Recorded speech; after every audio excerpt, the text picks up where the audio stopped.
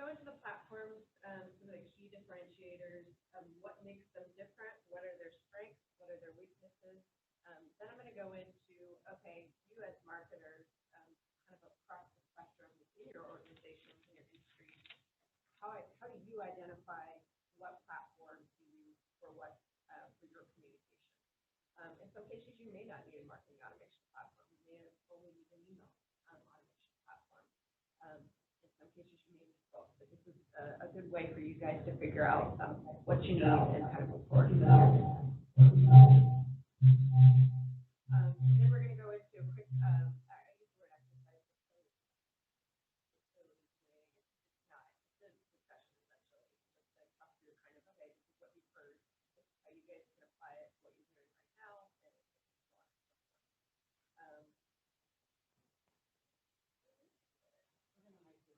Yeah, I do.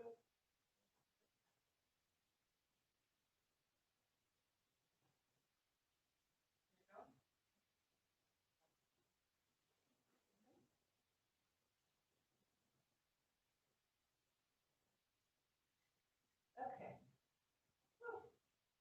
Better? Everybody online, is that better? I'm gonna do this. You don't have to. Okay, cool. So just looking at our platform, here are some really standard definitions for an email automation platform and a marketing automation platform. And I'm going to actually read this one. Don't worry, I'm not going to read all slides, but I'm going to read this one verbatim because I think it's pretty important to tee things up.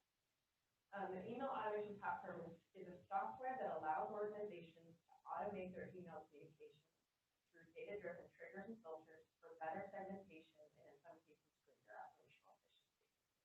So the key words here are it is data-driven, triggers, and segmentation. Secondary to that, I would say operational efficiency. Marketing automation is a software, but it's also a movement. I would say some use it as an actual tool, others use it kind of interchangeably as kind of an evolution or a methodology that allows organizations to automate their marketing funnel through intelligent, data-driven, multi-channel approaches that nurture prospects to conversion. So the important pieces here is it's the entire marketing funnel, and you're using data-driven approaches, and this is more of a conversion piece. So this is really a sales tool itself, marketing and sales. Some examples for email automation, certainly is not limited to, are Destra, there's Blue Hornet, Constant Contact, MailChimp. Examples in the marketing automation space are SharpSpring, HubSpot, Marketo, and Pardot.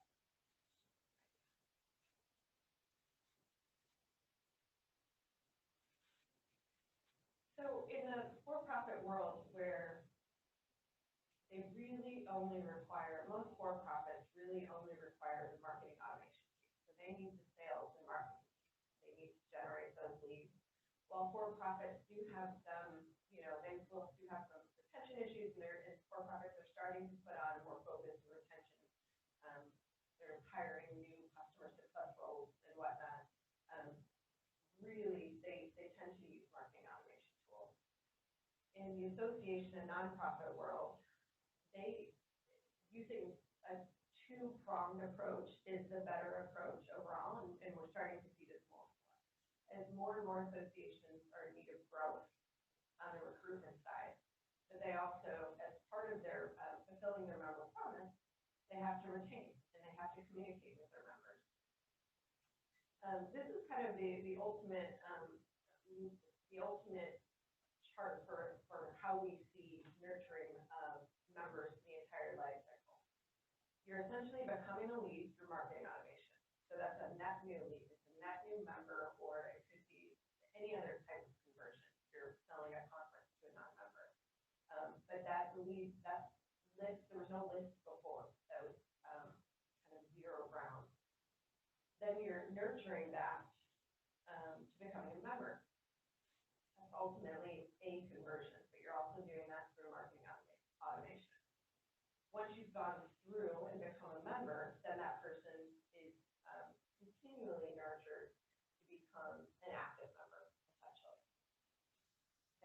is somebody that could be volunteering. This is somebody that could be attending multiple conferences. Somebody that could be advocating on your organization's behalf, essentially. But we see it as a cyclical thing. It's these two tools kind of both working together to continually nurture that member constituent.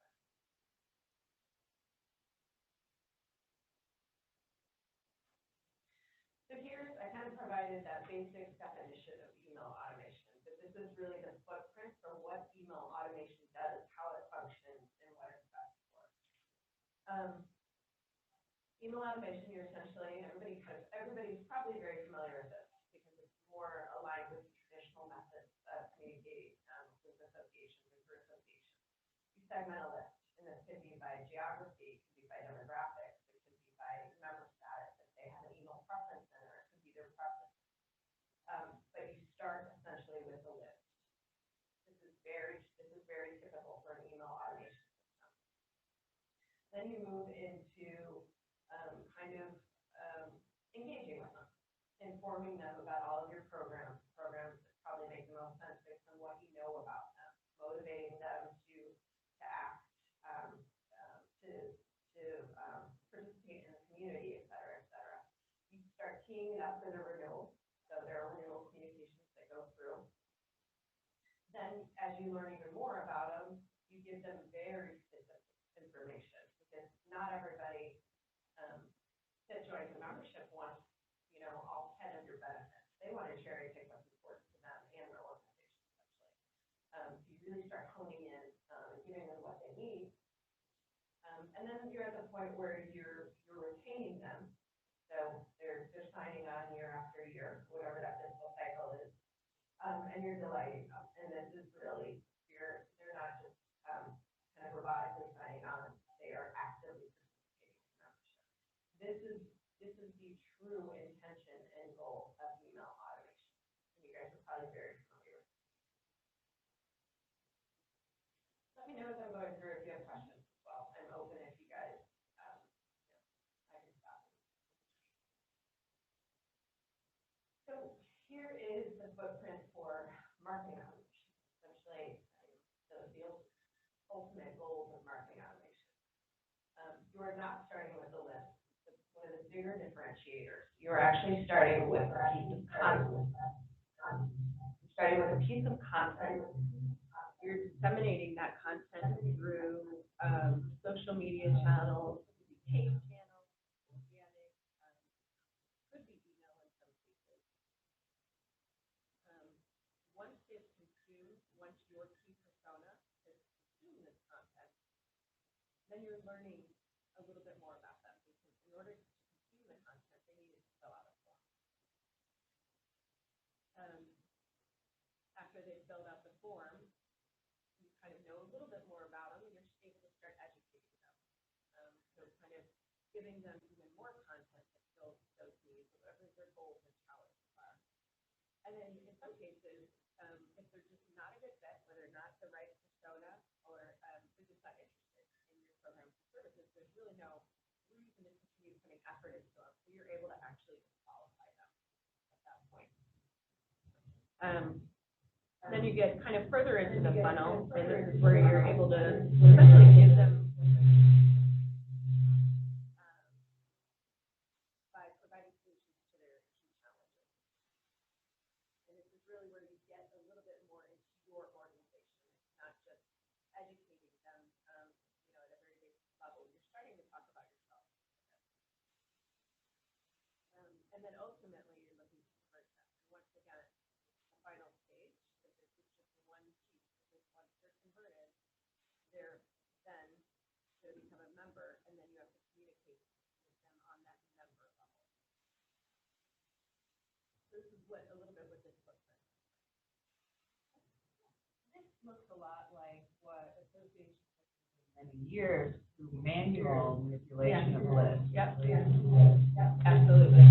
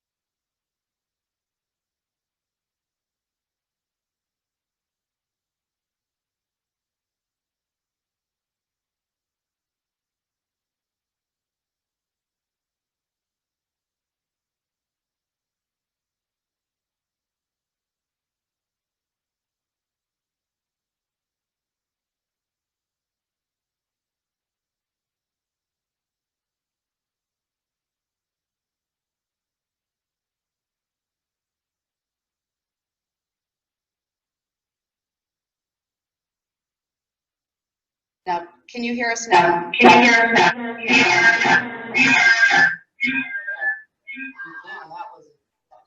you hear us now? Yeah, she can hear now. Okay, just do it from this one. Okay, we're gonna do it through we're gonna leave the phone on to more people. Well, we're gonna do it. Nobody else can be over here. Questions. Okay, so you'll have to repeat questions or what, or I can help with that. Sure. Too, as we're kind of going around. We'll just do it through this one. Okay. Okay, Now we're good. great. Okay, excellent. And I will just repeat what you said because I think that was a great comment. This isn't, it's not earth shattering. This isn't like we haven't been doing this. We've all been doing this as marketers. We've started evolving and teaching ourselves that we have to get smarter. We have to get more analytical. We have to use all our channels, not just one channel. Marketing automation, the platform and the methodology itself has come along to bring that all together in a more sophisticated way, essentially.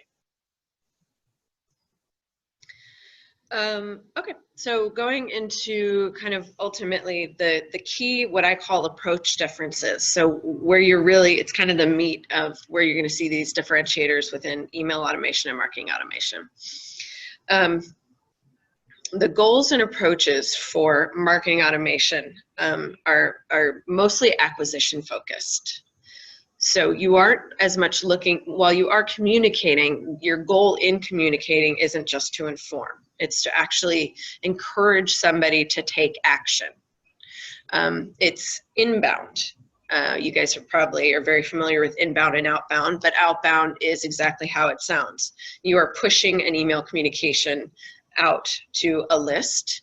Inbound, you're essentially pushing content out with a form and then collecting that data.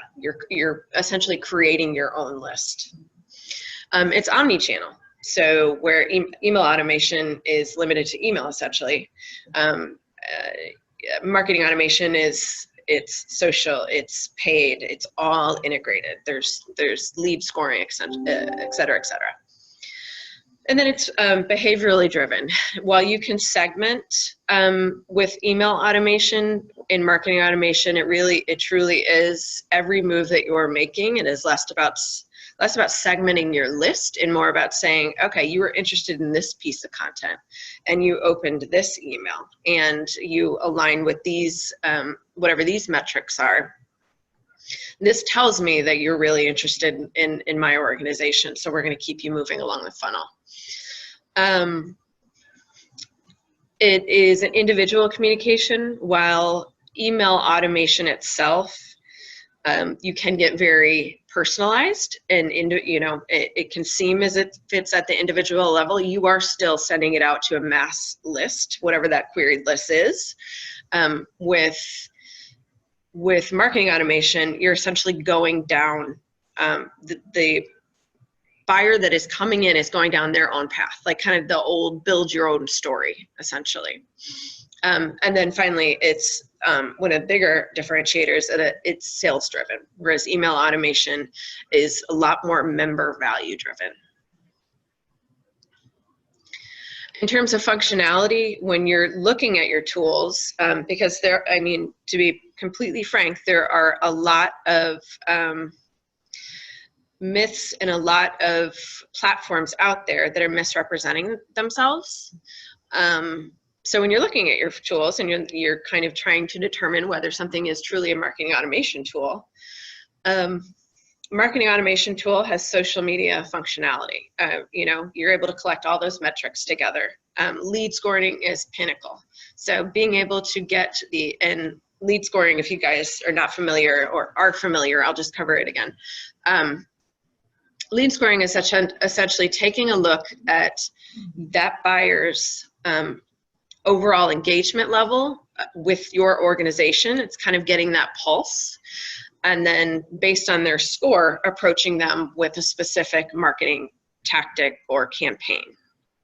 So that lead scoring is huge.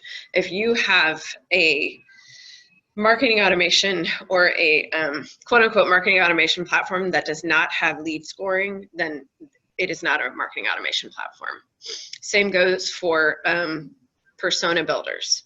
I truly believe that everything starts with a persona.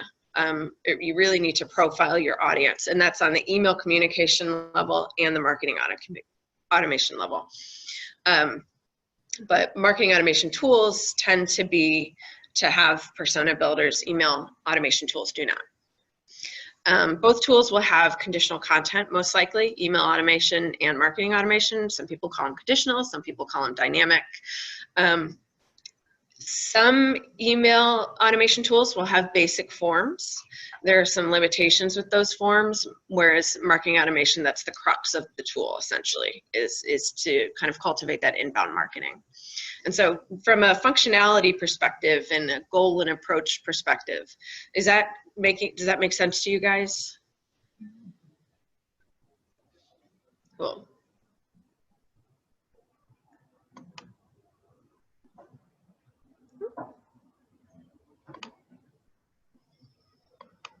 Very strange. Sorry, guys. Okay. From a communication standpoint, so these are communications specifically for associations. Obviously, High Road has access to and optics into a lot of different associations and their campaigns and communications and their sticking points and what they're looking to do. From a campaign communication standpoint, if you are executing on a simple brand awareness campaign, and this is really to kind of a non-member space, that would be marketing automation. A member recruitment or lead gen campaign, marketing automation. Campaigns, because I've seen this gets a little sticky and a little gray. There are some associations that have kind of superficial memberships where you just create you create a login and you may get like some very basic benefits, but otherwise it's really just a form. It's essentially it's a form to convert or to turn you into a lead so that you can kind of go through the funnel from there. So that's also marketing automation.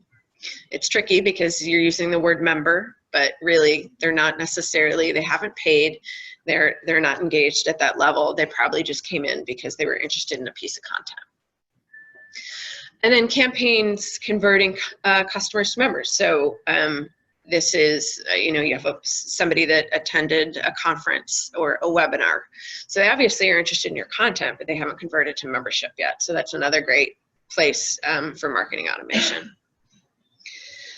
On the email automation side, this is kind of the more traditional communications, but member onboarding communications. So you're welcome, your standard member welcome. Thank you for joining. Here are your benefits. This is probably based on what we know of you, this is what could interest you. And, kind of a drip email, essentially.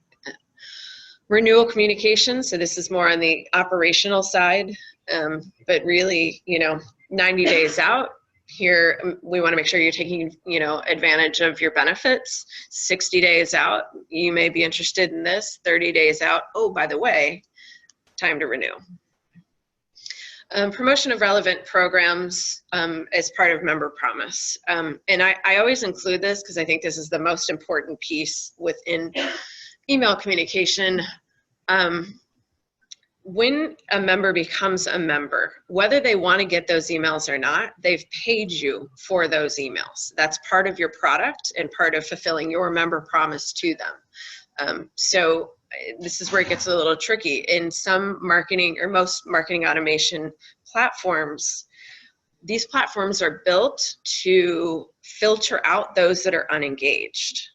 So if you're a member, whether you're opening that email or not, you have paid for that email. So that's where you need email automation. So that email gets to them. So I think that's a really critical part. We've actually had some of our clients, some of our associations that, they're sending out newsletters, and the newsletters, because they have a member that's maybe not as active and maybe just isn't interested in that newsletter, because they're not opening it, the marketing automation tool is flagging them as unengaged. exactly what it needs to do. And so they're not actually receiving it. So that's huge. Cute. Go ahead. Yeah, just, this is probably, I don't know, maybe too early in your presentation, but you're using both, and then you're using an AMS system, and how do you get them all to talk to each other? No, that's a challenge. Perfect question. You can absolutely, my answer is always integrate everything. So integrate so that your email automation system is connected to your AMS, and your marketing automation system is connected to your AMS, so that everything is working, is synced up essentially. Yep. And you said it's been a challenge just getting to that point, or? Just to sometimes certain AMS systems have bridges to other systems that are built in, and others require some more designing or custom. Oh, okay. Shameless plug, come talk to me, because we can actually probably help you out. Yeah. But that's an excellent point. In all cases, these are two arms operating as one unit, but they're all connected by data. So, and your AMS holds the data. So in all cases, they should be connected.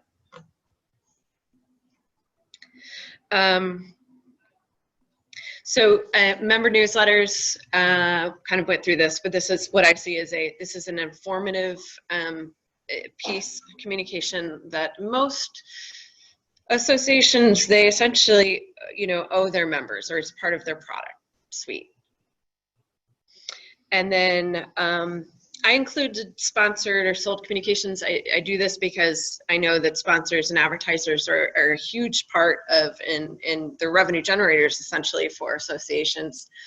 And they purchase lists, so they purchase access to your list. So that's really the only way to manage, getting, their communication out to your members essentially. So this is not an exhaustive, list by any means. This is just some of the themes that have popped up, some of the questions we've had, and some of the challenges, frankly, that we've had, because there are certain limitations on both ends, i.e., you cannot actually, at this point, or it is very difficult to send a renewal communication through a marketing automation tool. Because the very nature of renewals or join dates, the trigger is a join date. Email automation is made for that. Marketing automation is not. Any questions so far? It's all kind of making sense. Is any of this shocking or no? Okay. Yeah. It helps give clarity, because I think the lines are really blurred. Yeah.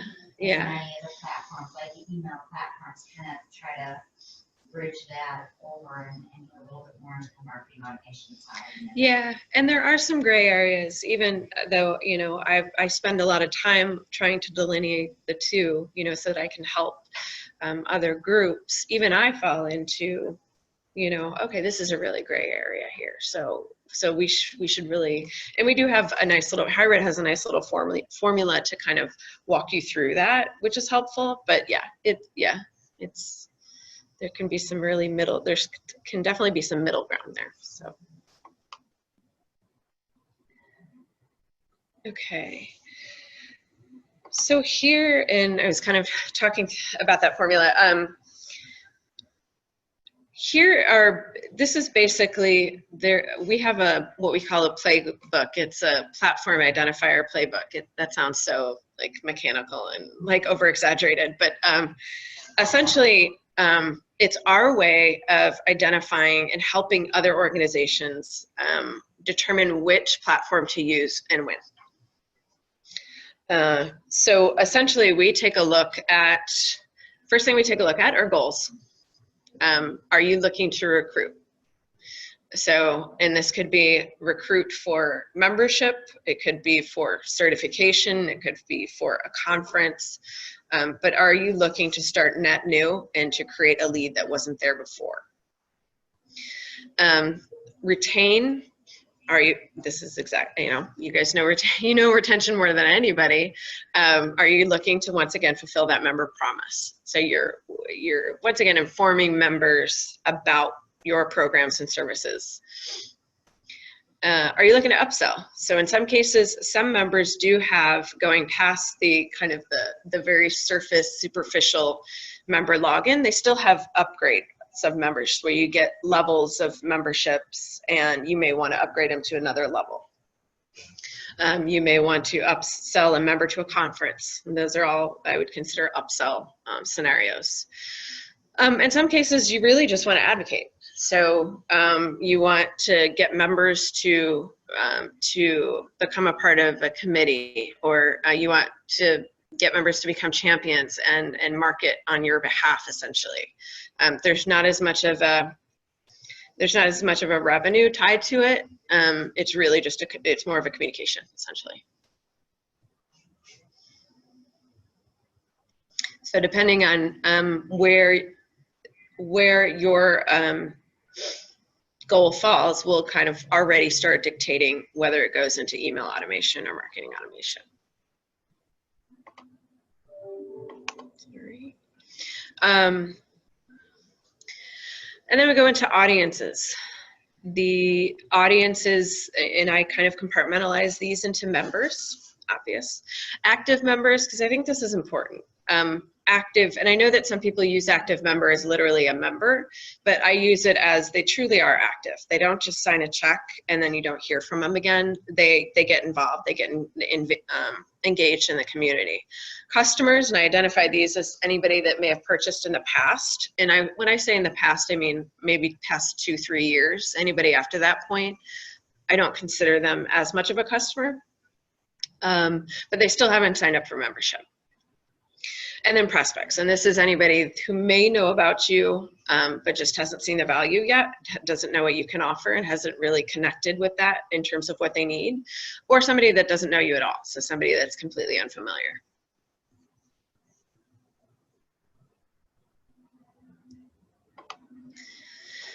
And then metrics. So how are you going to measure this campaign or communication? Are you going to measure it by clicks, or email clicks and opens? So your traditional methods of measurement.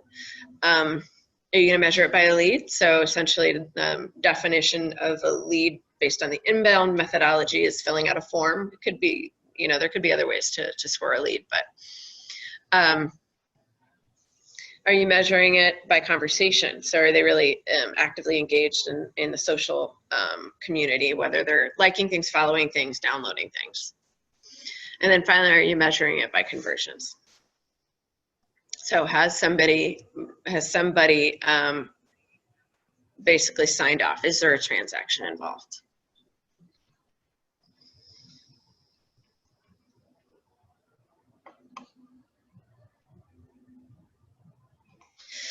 And then take a look at your channels. So obviously email, is this going to be, is email going to be involved? Is web going to be involved in any way? So that's on your website in high traffic areas or in other people's sites. You could have a reciprocal agreement with another association, or just another website that makes sense for advertising. Social, is this going, are you going to be posting? Are you going to be following? And then paid ads. And this could be in the ways of retargeting. It could be messenger ads. It could be Google, Facebook, et cetera, et cetera.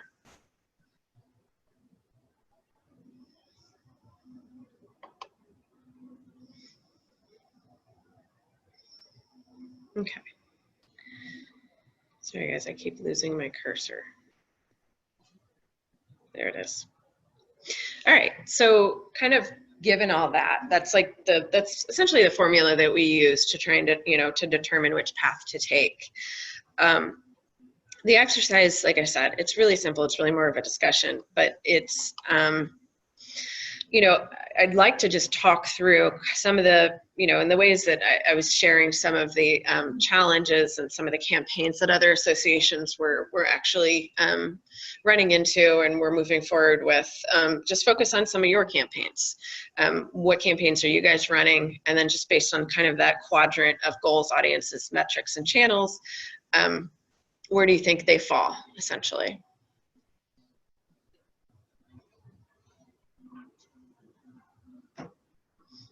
Oh, meaning, In terms of which platform, Oh. yeah. So, well, the easy ones are your renewals, Mhm. renewal campaigns. Yep, absolutely. Advice and email side. Yeah. And then, some examples of marketing side that we've done is, like we'll have a member, we have a weekly video tip that we send out. So when we send those out to our prospects, kind of push that content out as a special one-time thing to try to get them Perfect. Yeah, to convert absolutely. on that side. On the marketing side, yeah. Want to repeat, make sure to repeat that because they might Um, summarize. yeah. So basically, what she was saying is there's the natural renewals, the traditional renewals, but then you have more of a communication that's sent out to actually convert members. Or convert, I'm sorry, prospects to membership, which falls squarely into the marketing automation platform campaign. And so, are you doing this out of what platforms are you using? So we haven't done it for marketing automation. Okay. We've done it very manually. Yeah. Okay. We tried Yeah. to recreate that through. Yeah, and that's not. There's nothing wrong with that. Obviously, you're still moving forward with the approach. You know, the good thing about, and I think this is often missed, marketing or associations assume that marketing automation is out of their budget. The very nature of marketing automation platform is that you are starting net new. So you're not paying for those contacts. So you're building your contact list within there. So it's relatively, essentially you're starting off not paying a lot. That's the best way to put it. Like you're paying for maybe to adopt the platform, but you're not paying for any contacts. In marketing automation, you do pay by contact essentially. So you start paying as your contacts grow. But you know, it's a really good point. You can still do it manually, certainly, but don't discount that you could also find a very reasonable platform, you know, that's suited more for associations that'll do that work for you.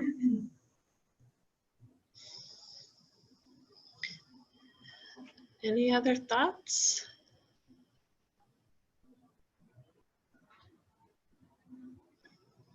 What about event marketing? I mean, registration, you know, to boost your registers. So you're looking at last year or So, people who went some year but not last, you know. yeah, the way, and I look at this once again, if you're looking by audience, so event is just one program, but everybody has a line, or I shouldn't say everybody, I shouldn't make that assumption. Most associations, or at least the ones that I've worked on, they have a line item for, okay, member registration and non-member registration. The member registration, that's part of your fulfilling that member promise. So that really should just be, it should be kind of folded into your member communications. So whether that's a couple emails around the event saying, oh, by the way, you know, you have a discount to this, or it's folded into their newsletter. Maybe they have a customized newsletter that they get. That's the campaign that's kind of filtered in through the email automation system. For non-members, once again, this is somebody that's not necessarily familiar with your group or aren't sold on your group. You may have to identify this person. Maybe you're building an inbound campaign in a specific geography to try and get them there. So that would go through marketing automation typically. And once again, there still are the gray areas, but yeah, that's where it definitely is two-pronged, because you're promoting one product, but you're using two different tools.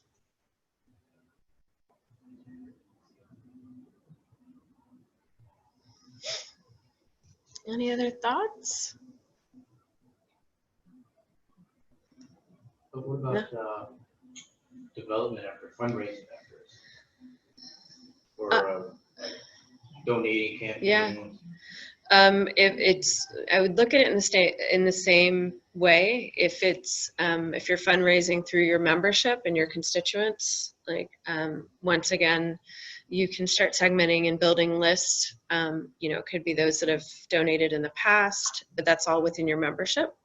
So you would do that through email automation. And then once again, if you're looking to start cold, and to fundraise, outside of your member constituents, then obviously you can do that by, you know, you could push out simple content around the subject matter itself, and see if you get any leads from there. That's how I would do it. Basically, you're just seeing if somebody responds to your social media posts by Yeah, going over to your website, filling out the form. that's exactly it. Yep. So there are different ways to score within marketing automation itself.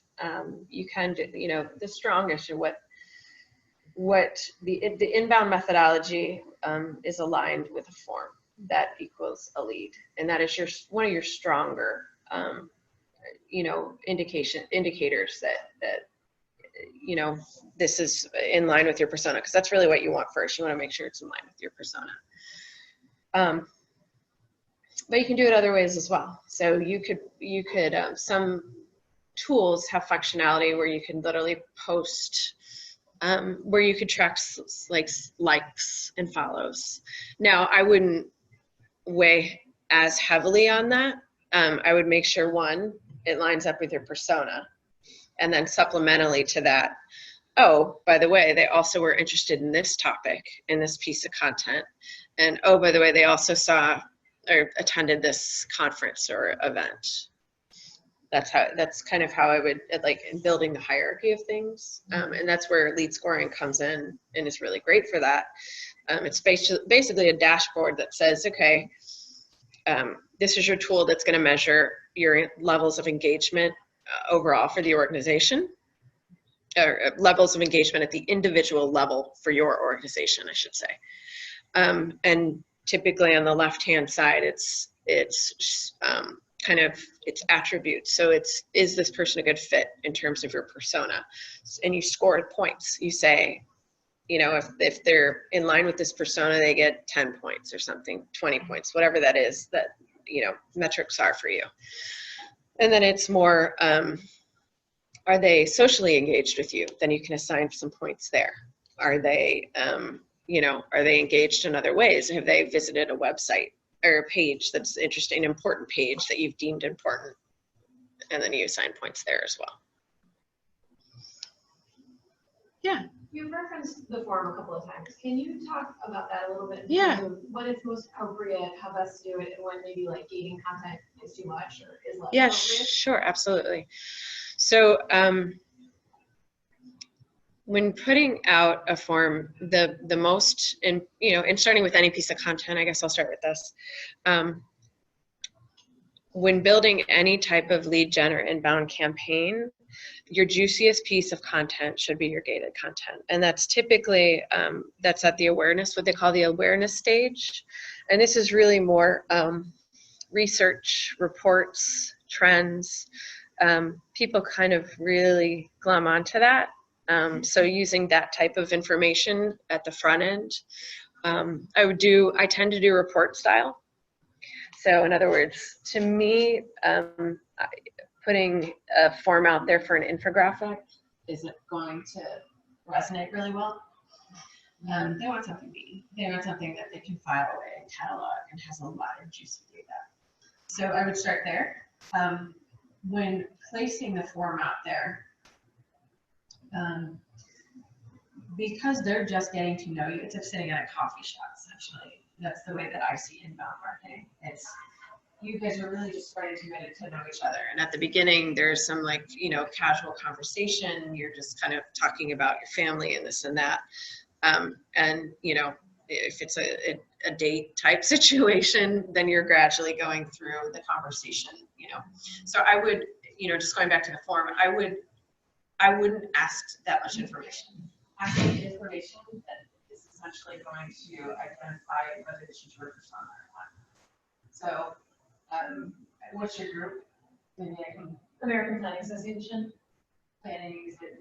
urban planning, community planning. Oh, cool, okay. Very cool. So your audiences, so they would be like urban planners? Predominantly, yes. Okay. So, you know, the form, obviously you want your basics. Because you're going to use it to get back to this class. So first name, last name, email, that's always fairly mandatory. You can do title, but I don't know that it's necessary. If you're putting out the content that's talking around, I don't know, that's something to look into. I don't know, it makes sense. It depends on what content you're putting out there. And you may say, do you have challenges in this area?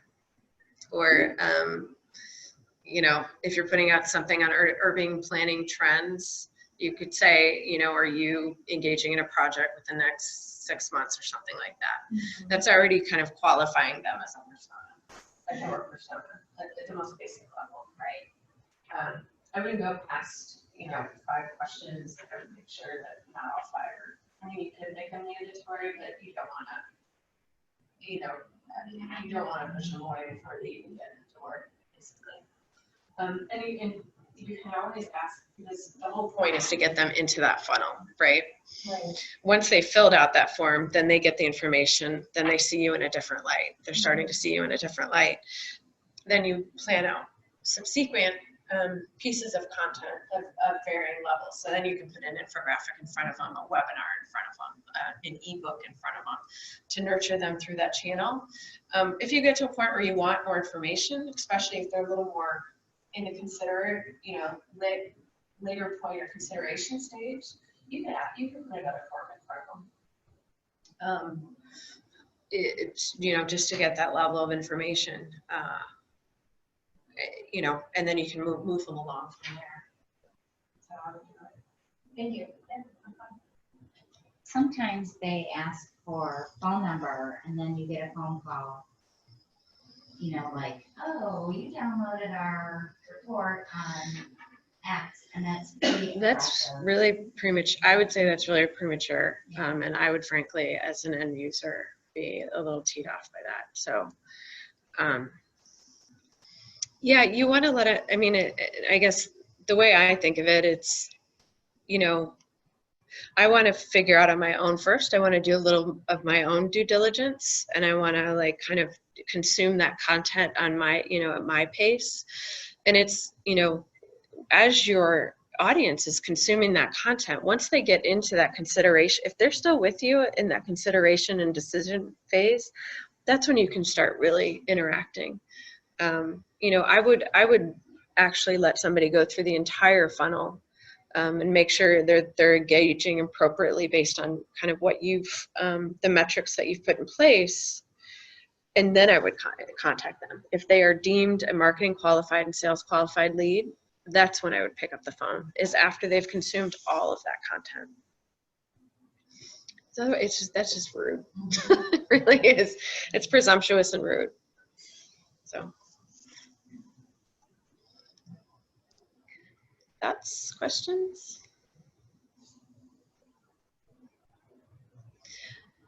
Cool. This is going to be pretty, this is kind of the end scenario or end of the presentation. Oops.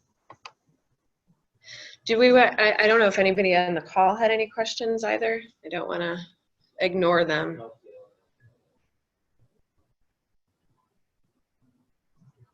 I'm That's wondering if there's an easy way to talk about the integration concept.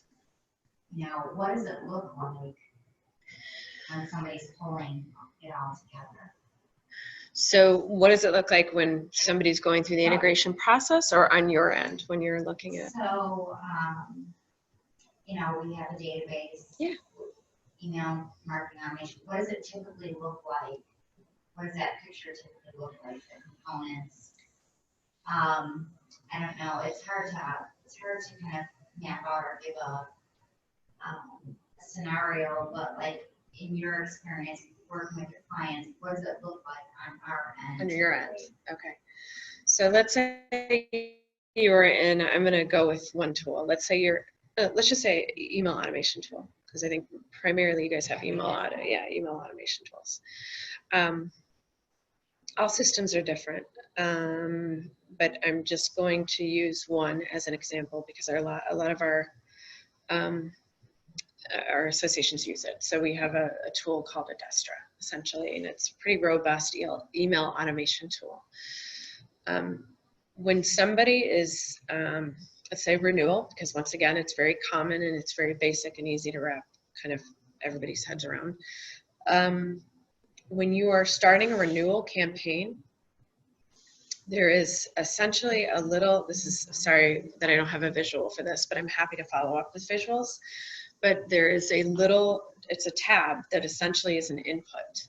And you can basically, that input is almost like a gate. It's the gate to your AMS.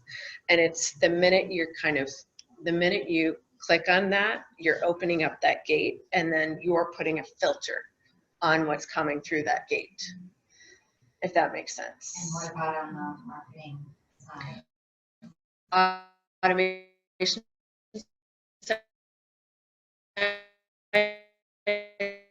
same, for this.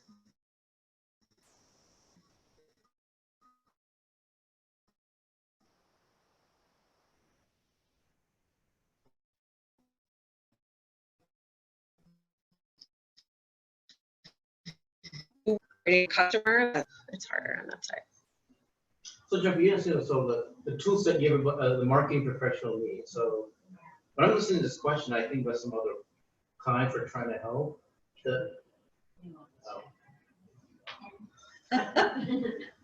If you're repeating the question, maybe you want to It's gonna go on and on and on. They're gonna be like, what? So, I'll be like, hey, can you repeat that? so I was just listening to Jennifer's question about what tools we need as marketing professionals to accomplish what we want, the maintenance as well as through outreach to new members, new prospects, new donors. So we all have a email tool, if it's a Constant Contact, MailChimp, Real Magnet, whatever. And then we have an AMS or something that resembles that. And then we always hear, oh, the two have to be integrated. Okay, I get that. But there's always this missing component, which is the e-marketing piece. And about a year or so ago, I was helping an organization trying to understand what e-marketing tool they basically landed back on an email tool only.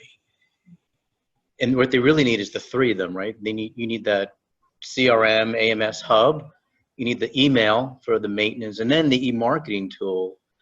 And working together, you can get it all done, with integration. But I think there's some examples that Amy showed us that the email tool would not be as useful or couldn't even do the job, as well as the marketing tool couldn't do the job as an email tool. And there were certain scenarios we talked about, right? Like the member renewal and then the event registration. Another thing I was thinking about too was if an organization is launching a new product or service, maybe it's a new e-learning system or something, but so now you're opening that up to members, other non-member learners, sponsorship opportunities, a whole schedule. So that you probably need all the tools working together, right? For the member communication, saying, here's a new benefit or service. And then the e-marketing tool to say, okay, who's interested in sponsoring? Who's a non-member, but they're a learner or a customer to come in to this new service? So if you are, let's say you're putting out an event, okay, and you think that LinkedIn is a really important component of that campaign, you're managing that LinkedIn through the marketing automation platform, right? Yep. Okay, and not through, because you could go direct through LinkedIn. But I'm saying, like, you can do a lot of this stuff more manually, piecemealing things together. Yeah. Yeah, no, you're absolutely right. You could do it, so you can build an automation campaign, and then you can, you can include a LinkedIn as a profile or whatever on the communication itself. It's really when it comes down to the reporting and going back and capturing the people that engaged in that way on that email communication, that's where marketing automation is better suited. Yeah, because you totally could, you guys both said it, you can do that, you can piecemeal it together. It's a lot more work. It's a challenge to measure. Yeah, it's not challenging, and you get those reporting limitations as well. Like whereas marketing automation tool is essentially built. Yeah, so that you can, it's not just, reporting is not using the word, it's built so that you're capturing multiple touch points and levels of engagement. And then see it. And congealing everything together so that we can see it. What about, the other question comes up is these e-marketing tools can have their own database. Maybe they're full of prospect data. So is there any recommendation or thoughts on, does that always make it into the AMS, or are there rules before you put it in the AMS because they're just a level 1 prospect or lead? Like I go to a trade show and I bring back 100 people who stop by my booth or whatever. Now, does that automatically go into the AMS, or should it go through the e-marketing channel first to qualify, collect the data? Liz or someone made mention of a form. You need to lower the barrier of entry so they come in. Oh, I see You know, what you're saying, purchasing a list. Yeah, or purchasing a list, or Yeah, actually, this is kind of a tricky workaround for when purchasing a list. Do I need to speak up? No, if you move in front of your computer. Okay. So I used to work for, this is a convoluted answer, but I used to work for an organization called IFT, Institute of Food Technologists. And we actually, at the time, because I think it was probably 10 years ago, we had onboarded HubSpot, which was fairly progressive, not only for the time, but for an association, essentially. We were using HubSpot as, and this is all kind of in retrospect, but at the time we made a decision to use it as both our email automation tool and our marketing automation tool. And we had to retrofit a lot to make this actually work. We were in the world then of purchasing lists, which I think is becoming less and less of a practice just because of all the compliance issues and this and that. And not to mention, I think the minute you purchase a list, like 25% of it is bad. Or I'm sorry, only 25% is still good. So it's just becoming less and less of a practice. But at the time, we had purchased a list. We had uploaded the list into HubSpot. And because of all the turnover and the decay of the list, HubSpot shut us down, essentially, because that is entire uploading lists and starting with a list is against the entire inbound methodology itself. So right there, that just proved that we were not using HubSpot in the right way. We needed to use it to get new members, maybe, or push conference to non-members or something like that. But we were using it as our member communication channel, and we're using a purchase list as opposed to doing inbound. We were going outbound. A workaround, this is just kind of a sneaky thing. If you do have an email automation tool, they don't have those parameters because once again, the whole point of email communication tool is to communicate. So it's not to filter people out or disengage or this or that. So if you have that, you could, in theory, upload the list into that tool and have that email automation tool clean it out. It's just like totally against like everything that like our entire methodology, but it's still helpful for you guys. So once you clean it out and then you have a list of prospects, you still have to do some workarounds in terms of getting it into a marketing automation tool, because once again, it's a list. There are things that you can do to make sure that you have that list or campaigns running off of that list, but you almost need to scrub it through an email automation tool first, just to show you like that's the difference essentially. So list purchases and inbound tools, they don't mesh well. No. Because they're basically saying, okay, we're giving you this tool to push out content and get context back. We're doing it so that you can execute on inbound. So we don't want any lists in here. So, when we started .org community, how I got lists was we pulled them from my personal LinkedIn. So I have like, right now I've got like close to like 4,000 connections, but that was a way to also get a list. So if as an association, if you have a way to connect with, which is LinkedIn is extremely hard to get, like, to get those connections from like association members. So I don't know if any of you have kind of tried to manage a LinkedIn group, but like we have a .org community LinkedIn group, but I have to personally link up with Jennifer first and then invite her to the group, and it's a lot of work.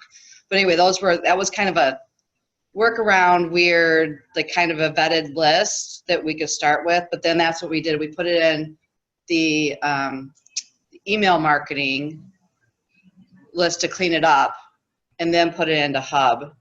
But as you said, Hub's more, and I don't know if you guys are end up using the Hub connector, but HubSpot for like their websites, people do actually put in their email, and then we add that into, we use HubSpot as our CRM. Where you start to get challenges, and I would challenge all of you, this is not really like the whole discussion around all these tools or how to get the best marketing, but what starts to happen is we spend, even with our small group from the marketing side of 2 companies, a lot of time with data cleansing, a lot of time. So for instance, we've got lists because we use Eventbrite, and I've got lists that say like people who came to Women in Tech or people who came to this. Well, if one of those people opted out, they're out in Hub, and we might necessarily have updated that list. Same with like the email newsletter, because they're not integrated. And I think some of you guys are managing small operations or haven't gone through that whole integration. And we can get into GDRP and a whole bunch of other stuff. But I think that you really need somebody, and even in Kevin and I can do this stuff all day long, but because we know we won't be as detailed, we have somebody on our team that's just in charge of the data. So when we go to market, we can say, like for this, if we pull from Hub, we're pulling people that we know are interested in marketing, that have a title of marketing, so we're not blasting everybody, right? And then we're looking at it and cleaning up that list, and then we're using that list to market.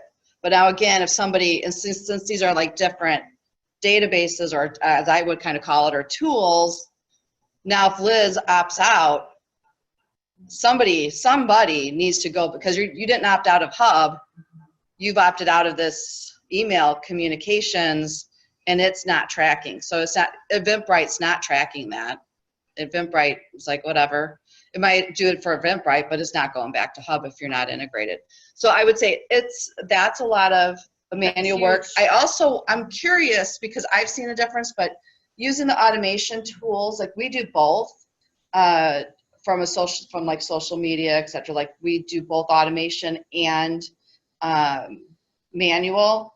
Do you see, you mentioned about being able to track, which I understand, but do you see improvements or better results when you're doing things manual compared to automated? I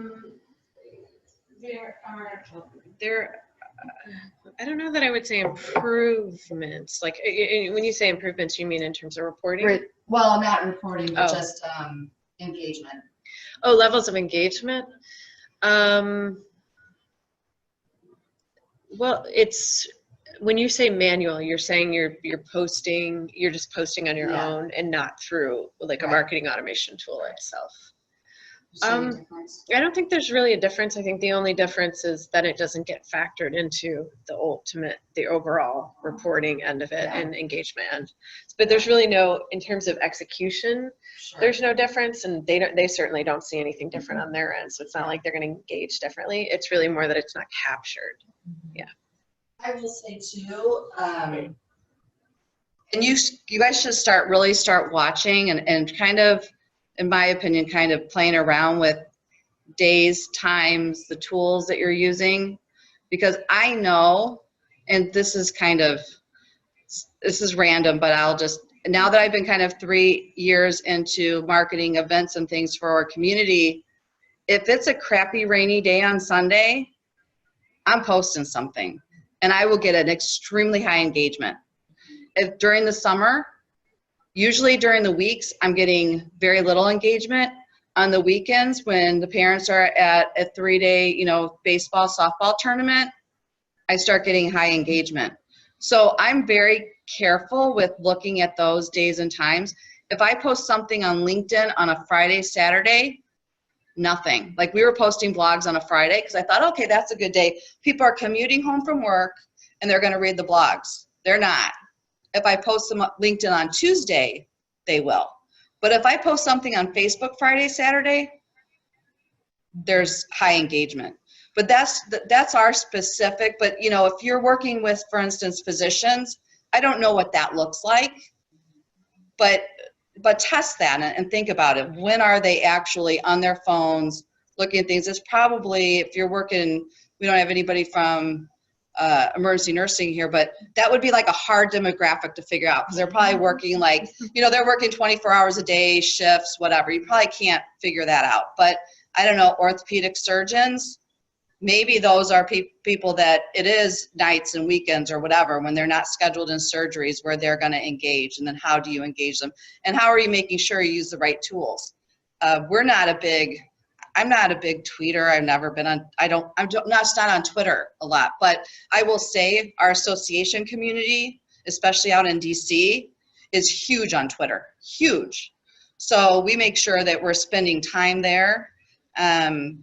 We're making sure that people love the photos on Facebook, but they're not really reading articles on Facebook, but they might be doing that on LinkedIn. So all that behavior too.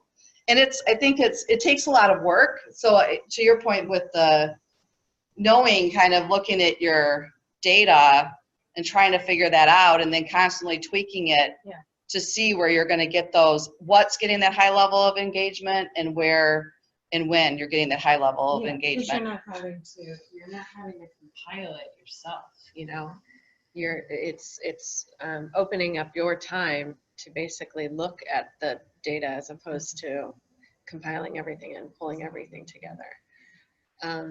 Yeah, that's what's most important. Rita? Just another question, since I haven't used a tool like Hub yet. What does it look like when you're trying to push out a communication? Is it like scheduling something in Hootsuite where you have all of your tweets and posts in a central location and it just pushes it out at certain times, or is it? It's actually very different. It's a great question. It's actually very different. And I don't know that we're equipped for me to show. I can certainly get with you and show you what that interface looks like, but I'll try and describe it. Whereas, once again, when you're in an email automation platform, what you guys are used to is you pull your email template up or your email, you drop in your text, your graphics, there's a tab for scheduling at a specific time, you upload your list, you test it, you send. With marketing automation, you're really focused more on workflows. So you're basically building your story. So it appears as a dashboard, essentially, and you start telling your story by saying, okay, I want everybody that has filled out this form, and then you identify the form. And then, I could show something. If I can. In the meantime, while she's bringing that up, I'll just pull this. ACE, which is a clinical endocrinologist, they said they found that Fridays and Sundays are the best engagement times for the endos. Dusty said that she's not using Hootsuite anymore for Facebook because she says her rankings are lower than Facebook using Hootsuite. And then when you're done with this section, ask, curious regarding campaign testing in addition to A/B testing, have you ever tested messages on Facebook or other social media to see what resonates and incorporate it to emails? So Facebook ads? Facebook ads. Is that what the question is? Well, it's just in terms of social media. Yes, she said yes. Okay. I see what you're saying. So you're testing, so the question is, do you ever test content through paid advertising and then use the results of that content to guide your communications? And absolutely 100%. In every single piece of content that you put out, you want to consider it a test. I mean, you're of course getting closer and closer to what they want, but every single piece of content, it's not just pushing it out, you're learning about whether, so in particular, when we were talking about the lead magnet, you could have what you think is the coolest, piece out there in line with your persona. You put it out there and it falls flat. And it's not that it didn't get out to enough channels. It just, there wasn't as much interest right there. That's telling you a lot about your persona. They're just not interested in that. So you need to kind of go another route. So with once again, every piece of content that you pull together, it should be considered a learning situation for you in terms of how they consume it. I think I may need to stop share and start up again so that everybody can see it. I'm fairly certain. Yeah, we share. Sorry, for everybody on the phone, I'm sorry. I'm going to stop and then reshare.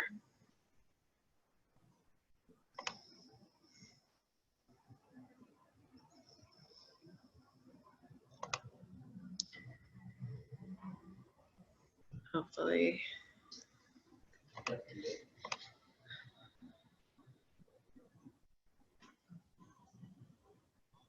Can everybody, I went a couple screens. Can everybody see something in front of them that has a start button and then open trigger? Yep. Everybody can? Okay. So here's the difference with marketing automation. And this is not the only interface. This is called a visual workflow, which is probably one of exactly how it sounds. It's more visual ways of thinking through the story. But the difference is, once again, you're in this case, you're starting with a form itself. And in this case, the form, went off track here. Sorry, guys. Okay. I just want to edit this. Okay. In this case, this is your trigger. So you're saying when anybody fills out this specific form, and this is a form that I pulled together, at any time, they get pushed into this workflow.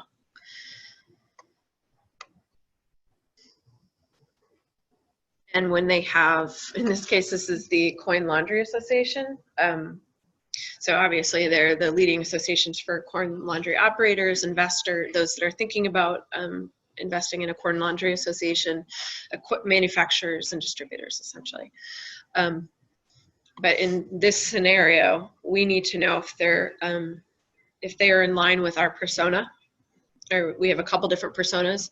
One is an owner, and that owner is split into two different personas. One persona is an owner that's almost like a chain owner, so owns multiple, been around for a bit, it has multiple operations, and then the other one is a new owner, so somebody that just got into it and is looking for so obviously they're looking for very different pieces of content. So that pulls up, this is one of the questions on the form itself. If it's one laundromat, exactly. Of course, I pulled a workflow that that isn't actually finished. The next question and then let me just do this. I'll show you.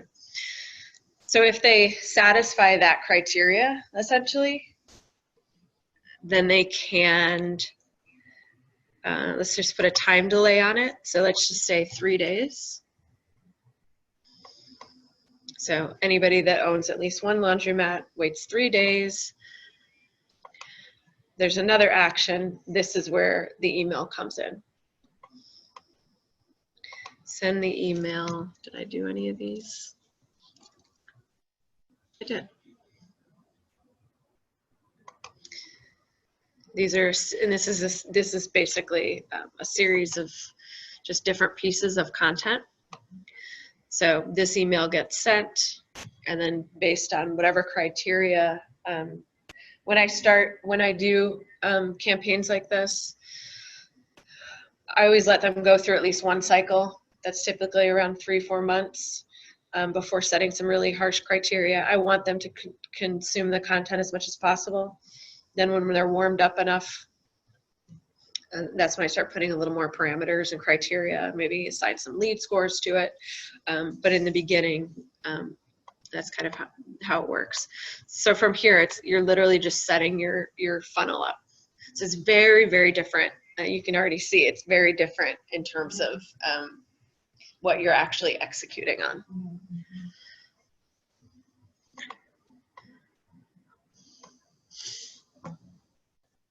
I mean, I can keep going. There's many different ways to do this, but yeah. Dennis, you talked earlier about at a certain point in time, you may give somebody a second form. Would that be something like what you just showed? Exactly. And would another version of that form, from maybe the user perspective, be almost like a little survey? Could be, yeah. Short 2-question or whatever, but ultimately it's getting you that more information. More information, yeah. And you know, there could be an extra piece of content there for that. In every touch base, I would give them something that's, you know, educational in nature or something that's going to satisfy them. You know, putting another piece of gated content is obviously going to help you. You know, and it shouldn't, in that interaction as well, you definitely don't want to assign criteria because some people don't want to fill out that form. You know, and if they don't, they shouldn't be penalized essentially by not getting the next piece of content. So I would kind of keep it open in that realm. But, and you know, in some cases we've actually, when you're closer to the decision phase, so kind of awareness, consideration, decision, when you're really at the bottom of the funnel there and they've made it, but they're just not converting, we've actually included, you know, are you interested? You know, if it's not, tell us why. We always try to avoid price because if you ask somebody a question about price, they're always going to have an issue with price, but, you know, give us some reasons why. Because they could say you don't have this, and then that's a perfect reason to get a phone call because you do. and then they're able to connect with somebody on the phone. They probably at that point would appreciate it. That person saying, actually, we do. Is this workflow all in email that you're showing us? Well, it started out outside. Oh, well, these are all emails that are being sent. Yeah, these are emails that are being, because once you have that email address, it really does become kind of a, you can of course hit them up in other ways. But you really, because that's what you're collecting is email, then it really does become email. It's just really when all the other social channels comes into it, that's really when you're pushing your content out. Mm-hmm. That's kind of what I was asking is how do you push your content out through this? Through the automation tool or just through your normal channel? Oh yeah. You can push it out through, so you could do it through social. Once again, guys, this is just one platform, but just so that you guys have a visual, it's not just me talking. This is actually just a view of everything. Okay. But you could, if you wanted to, everything gets captured in here. So you could push out like a video through social, or you could push out the urban planning trends lead magnet through your social channels. You could actually, this platform in particular is connected to Google Ads. So there's an automatic connection, even though you can, in any marketing automation platform, you can connect your social channels. As long as you have, UTMs, campaign codes that you can drop in here. This particular platform, SharpSpring, actually is connected to Google. So you could push out, in theory, an ad, a Google ad, and then it would actually track within your lead scoring as well.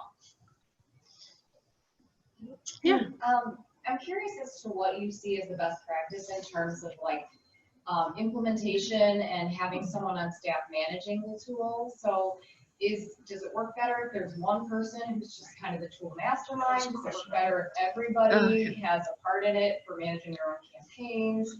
seems like it Yeah. could get kind of I like know. crazy if there isn't one gatekeeper. It could get kludgy, yeah. So I do recommend having somebody that's that super user. I know that's a very old term, but it's true. Somebody that's that super user, and I would say gatekeeper. But that's not to say that there aren't going to be program owners that feed into that. So, what I've seen, and this is on the marketing automation side and email automation side, you have your program owners. So it's kind of a matrix-y, where you have your program owners that interact with your marketers. But then ultimately you have that super user that's managing the tool and managing, the campaigns that are set up. And it usually is one. I mean, depending on how large your organization is, you may need to compartmentalize that. So back to IFT, that was a fairly large organization, and that we had 2 marketers that were both super users but had very delineated roles and responsibilities covering, we both had about 5 different programs. And that's just one instance. I'm saying that's a scenario where I would use 2.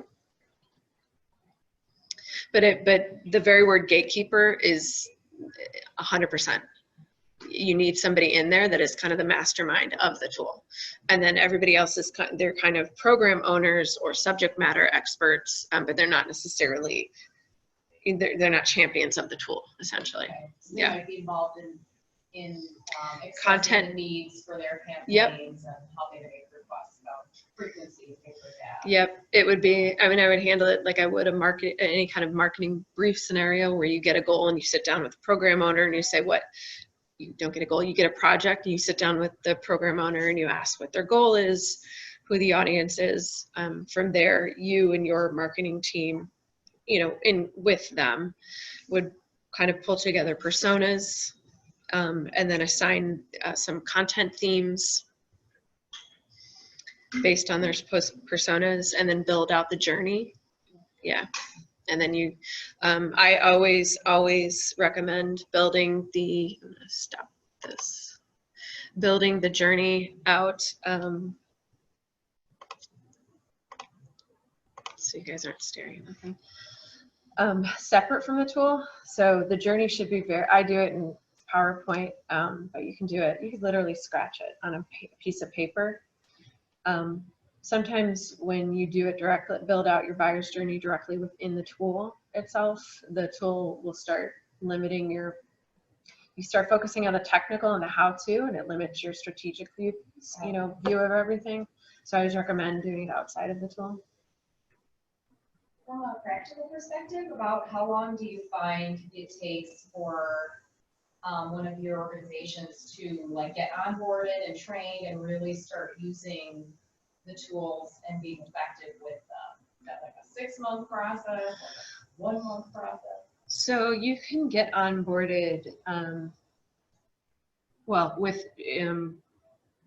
selfishly just focusing on high road, because that's my expertise. We get on board within, I think it's 12 weeks. So that's getting you, but there's more answer to this. So just getting you onboarded, getting you, on the tool, and it actually even integrated as well. That's typically a 12-week process, could be a little bit more than that. In terms of, and then you could be up and running with a campaign within that time as well, to be honest. But if you're really looking for, in terms of effective, you're looking for ROI, I would honestly, with a marketing automation tool, wait at least a year.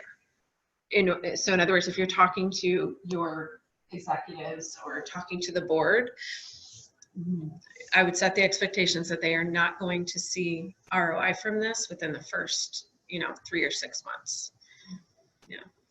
Because everything you're doing at the beginning, at the front end, this is something we can help with as well, but you're setting up a framework, essentially. You're setting up your framework, you're setting up your metrics, your parameters, your personas. You're starting your campaigns, then you're starting to generate leads, but you still need to warm those leads up, basically. But the good thing about a framework is it's exactly that. It's a framework that you can use over and over.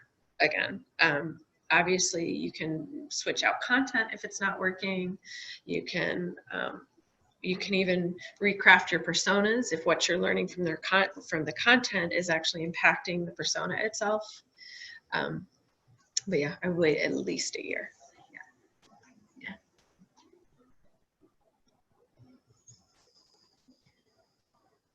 Any other questions? Sounds like marketing automation, you guys are thinking pretty seriously about incorporating it. So it doesn't have to be about, any of your questions don't, and it's great that we've kind of gone in different directions, but it doesn't have to be about email automation versus marketing automation. You know, if you have any other questions around marketing automation in general, you know, feel free to ask. If not here, you know, you can follow up with me.